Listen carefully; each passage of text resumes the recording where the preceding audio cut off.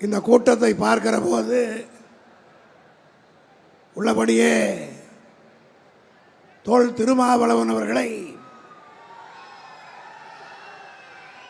நான் ஒரு 40 ஆண்டுகளுக்கு முன்னால் கல்லூரி மாணவனாக துடிப்புள்ள இளைஞனாக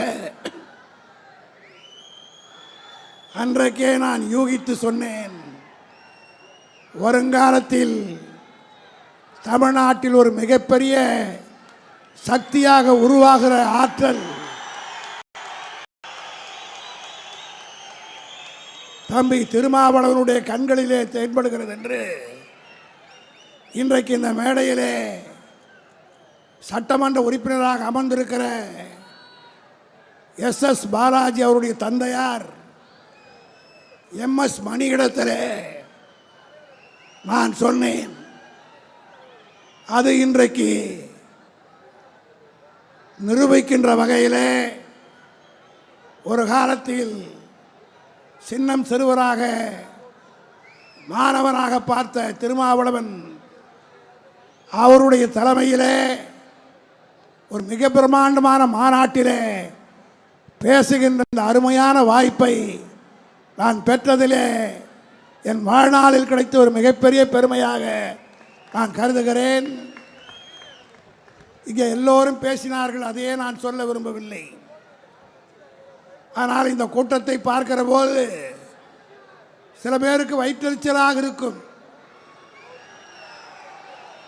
ஏனென்று சொன்னால், திருமாவளவன் இந்த மாநாட்டை அறிவித்தவுடன் சில அரசியல் ஓநாய்கள் அரசியலிலே கூடு விட்டு கூடு பாய்கிறவர்கள், கொள்கை தெளிவில்லாதவர்கள் எல்லாம் திருமாவளவன் கிளம்பிவிட்டார், இனி இந்த கூட்டணி நிலைக்காது என்று சொன்னார்கள். ஆனால் கடந்த 28ஆம் தேதி காஞ்சிபுரத்தில் நடைபெற்ற மாநாட்டில் எழுச்சி தமிழர் தொல் திருமாவளவன் எங்கள் தலைவர் தளபதியை வைத்துக்கொண்டு 18 நிமிடங்கள் பேசிய அந்த பேச்சு கேட்ட நம்முடைய அரசியல் எதிரிகளெல்லாம் நான் கேள்விப்பட்டேன், பல மெடிக்கல் ஸ்டோர்களிலே மறுநாளே கிடைக்கவில்லையா. காரணம், அவ்வளோ வயிற்றெரிச்சலால் மருந்து கடையில் விற்ற மறுநாள் பூரா விற்று விட்டதாம்.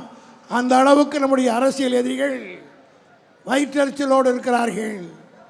அவர்கள் வயிற்றெரிச்சல் படப்பட இந்த கூட்டணி ஒற்றுமையாகவும் நிலையாகவும் இருக்கும் என்பதை நிரூபிக்கின்ற வகையில் இன்றைக்கு தொல் திருமாவளவன் அவர்கள் அனைவரையும் ஒன்று கூட்டி ஒரு மகத்தான நோக்கத்துக்காக இந்த மாநாட்டை கூட்டியிருக்கிறார்.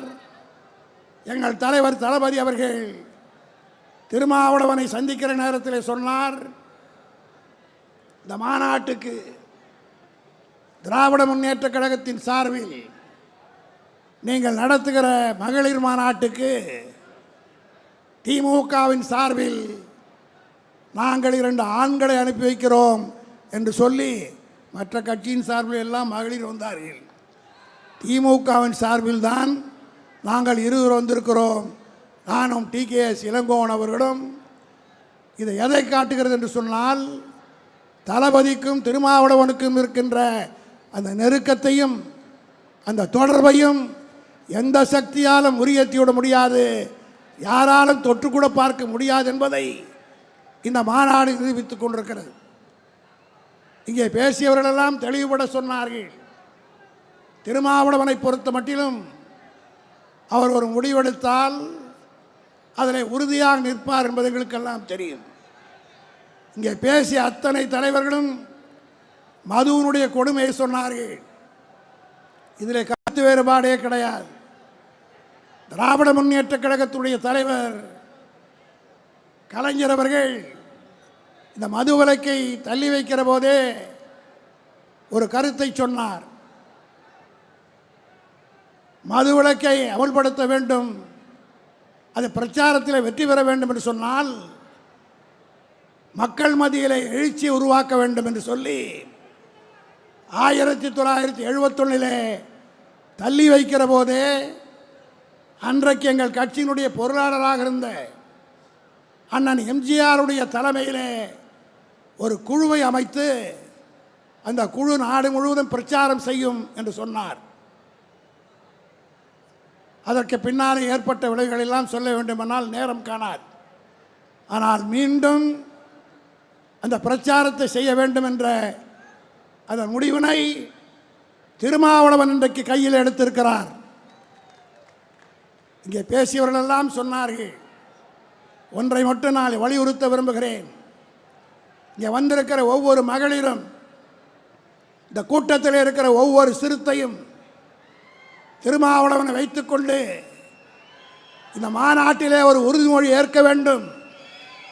இந்த மாநாடு கலைந்து செல்லுகிற போது நான் ஒவ்வொருவரும் ஒரு 10 பேரையாவது குடிப்பவர்களை மனமாற்றம் செய்வோம் என்கிற உறுதிப்பாட்டை எடுக்கிற மாநாடாக இது அமைந்தால் கடைகளை யாரும் மூட வேண்டிய அவசியமே இல்லை. கடைகள் தானாக மூடிவிடும். ஒன்றை மட்டும் சொல்லி என்னுடைய உரையை நான் நிறைவு செய்கிறேன். எல்லோரும் எல்லா கருத்தையும் சொன்னார்கள். மதுவிலக்கை முதலிலே தமிழ்நாட்டிலே இதே போல்தான் குடும்ப கட்டுப்பாடு வந்தது. அப்போ எல்லோரும் தாய்மார்கள் வந்திருக்கிற காரணத்தினால் அதை சொல்கிறேன். ஒரு காலத்திலே குடும்ப கட்டுப்பாடு என்றால் மிகப்பெரிய பாவம் என்று இந்த சமுதாயத்திலே தமிழ்நாட்டிலே கருதப்பட்டது. ஆனால் அந்த குடும்ப கட்டுப்பாடு முதலிலே 3க்கு மேல் இல்லை, பிறகு 2 குழந்தைகள். இன்றைக்கு நாம் இருவர் நமக்கொருவர், நாம் இருவர் நமக்கேன் இன்னொருவர் என்று சொல்லக்கூடிய அளவுக்கு தமிழ்நாட்டிலே இந்த குடும்ப கட்டுப்பாடு வெற்றி பெற்றிருக்கிறது என்று சொன்னால் அதுக்கு காரணம் பிரச்சாரம், விளம்பரம். அதைத்தான் செய்ய வேண்டும். ஆனால் அதை செய்ததால் தமிழ்நாட்டுக்கு என்ன ஏற்பட்டது? எல்லோரும் இங்கே குறிப்பிட்டதைப் போல 41 நாடாளுமன்ற உறுப்பினர்கள் தமிழ்நாட்டுக்கு இருந்தார்கள், எம்பிக்கள். குடும்ப கட்டுப்பாட்டால் ஜனத்தொகை குறைந்ததால் 39ஆக ஒன்றிய அரசு குறைத்து விட்டது. இது போன்ற பல ஆபத்துகள் இருக்கிறது. எனவேதான் பிரச்சாரத்தின் மூலமாக அருமை சகோதரர் திருமாவளவன் இது மிக மிக இந்த மாநாட்டை கூட்டுவது என்பது அரசியல் மாநாடு நடத்திவிடலாம், மகளிர் மாநாட்டை நடத்தி அதிலும் மது ஒழிப்பதற்காக என்று சொல்லுகிற போது ஒரு துணிச்சல் வேண்டும். துணிச்சலோடு செய்த திருமாவளவனை திராவிட முன்னேற்றக் கழகத்தின் சார்பாக பாராட்டி என் உரையை நிறைவு செய்கிறேன். நன்றி, வணக்கம்.